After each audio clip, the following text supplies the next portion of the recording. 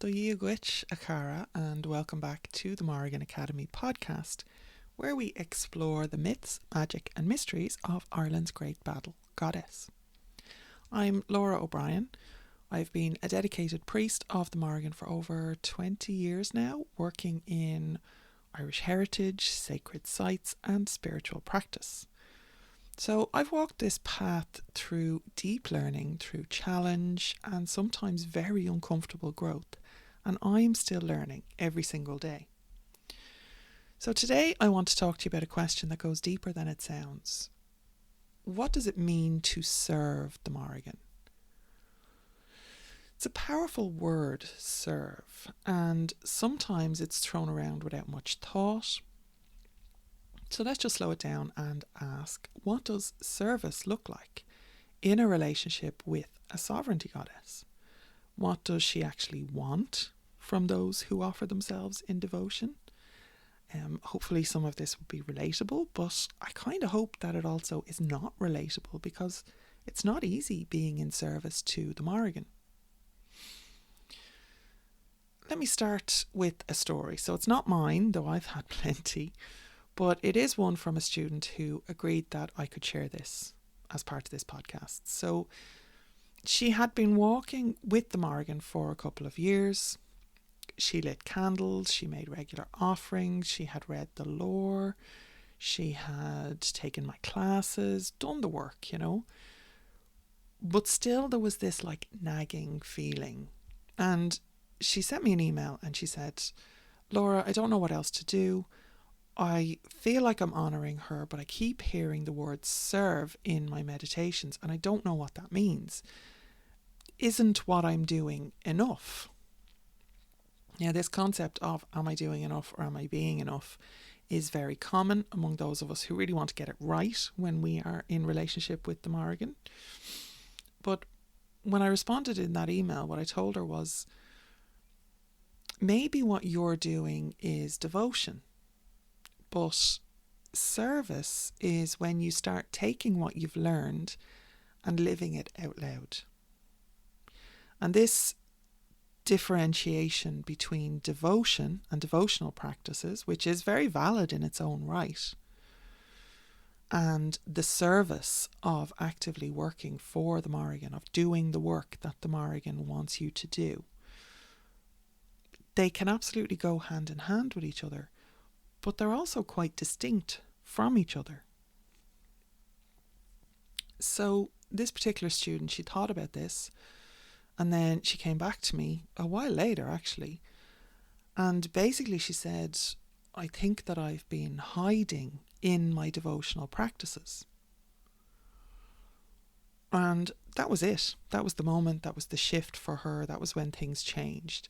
She realised that service wasn't just about performing rituals or saying prayers or lighting candles. It was about stepping into visibility. It was about sharing truth, standing up for others, and being uncomfortable in the name of transformation. So she didn't start a temple.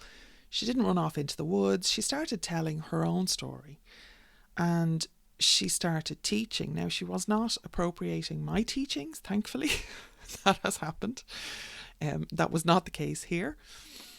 But she was teaching what she knew and directing people back to native sources. And she was doing it geographically in an area that obviously I don't have access to. She was in the US, by the way, sorry. But what she also was doing was taking risks in her own community. And her particular form of service was about challenging authority, which is the satirist's role. It's one of the Mórrigan's roles. She is a satirist. And speaking truth to power is one of her very, very ancient roles and functions. So this particular student took service in this way. She was taking risks by standing up and speaking truth to power, challenging and trying to establish change within the dominant paradigm. And that was her service. Her relationship with the Mórrígan has deepened no end over the years since this happened, and I'm sure in light of the current situation, that the work that she has been doing has made a difference and will continue to make a difference because she's practiced now. She's trained herself for the big fight that's here or coming at least. So what the lore tells us about service, it's definitely not like this modern invention. It's threaded right through our Irish texts, though not always in that exact word. But in the Comach era, we actually see the Mórrígan serving the Tuatha Dé Danann, not by kneeling, but by acting. She provides advice to the Dagda, the leader, the chief, or one of, I suppose, within the Tuatha Dé Danann. She gathers the tribes. She uses prophecy to inspire. She fights. She destroys the Fomorian king with that whole handfuls of blood situation. And at the end, she sings a vision of the future. Her service is profound. It's powerful and terrifying in a lot of ways, right? In the Tombo Cúilne, she tests Cuchulainn, actively tests him and tries to guide him. He refuses, and her service becomes challenge, becomes consequence. She doesn't exist to flatter heroes. She exists to shape truth. And her service there is she incites what needs to happen. And she shows Cuchulainn up for being an unjust and an unfair and an unfit leader, a war leader in this case.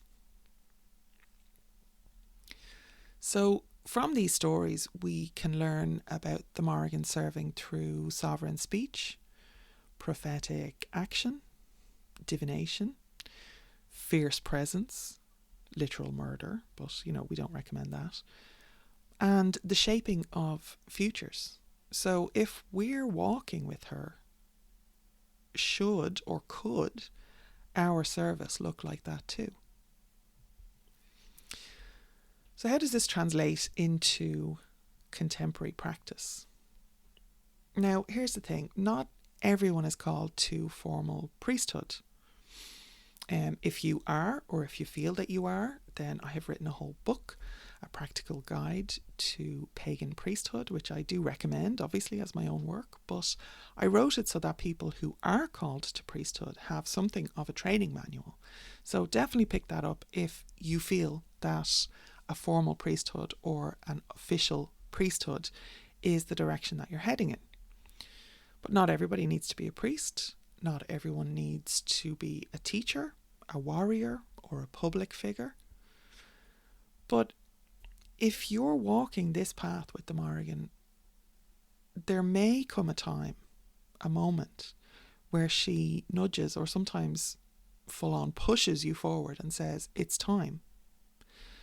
And that's service. So here are some ways that I've seen people serve the Mórrígan that really align with her nature, with her truth. First, living their lives publicly. So not hiding their truth, not diluting their voice, whether that's in activism, parenting, or just how they walk through the world, just being themselves, their own sovereignty. Creating resources and community by hosting study groups, supporting others, sharing access to the actual lore, not repackaged Instagram memes.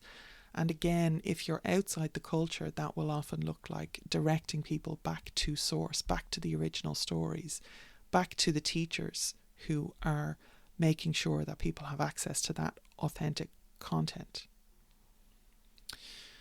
Protecting what matters, so that might be land, people, animals, truth, again. Standing up when it's hard, using your voice when it's hard. And just as well, just practicing quiet devotion with integrity. Not everybody serves loudly or publicly or obviously. Some people do it through deep, consistent practice in their own ways. If somebody is sitting down and writing 100 letters to their representatives every week, that's not something that you would necessarily see them doing. They're not, holding a megaphone at the front of a protest. Maybe they can't. Maybe they, for whatever reason, we don't have to go into that. But there are a lot of people who are practicing their devotion, yes, but also their service with this quiet integrity and holding space for transformation in themselves and in others. And sometimes the Mórrígan will ask you to stop waiting, to speak, to act, to show up. Now, it's not about earning her favour, so this part's important. You can't serve your way into the Mórrígan's approval. That's not how she works. Technically, she doesn't need your service, your particular individual service. But when you come along and you offer it freely and from a place of courage, she does see it. And she can often find a use for your service because there is a lot of work to do, right? And she's kind of controlling all of that. She's the strategy. And what comes back then from that exchange is often unexpected. There's more clarity, more responsibility, more challenge, more growth. Because service to the Mórrígan really changes you. And that's the point. She wants each of us to be our best because that's how we're most useful. Let's be very blunt about it, right? But this is how we can serve the Mórrígan. So this is all to say that it might be time for you personally listening to this podcast, it might be time for you to step forward. Not just light some candles, but carry her presence into your life. It might be time for you to transform your fear into power and your power into truth. This can mean allowing her to change you and letting that change ripple outward. So we're going to finish there today. I know it's a bit heavy, I'm sorry, but look, needs must. This is where we're at. So I do have a free resource, which is mórrígan.academy/guide. That is the first step in how you would know if the Mórrígan is calling you. What are the signs? So there is a free PDF download. There is a very low-priced workshop that accompanies that if you want to take it a little bit step further. But the PDF is all you need to get started. So until next time, honour the lore, respect the Mórrígan, and slán go fóill. I will see you.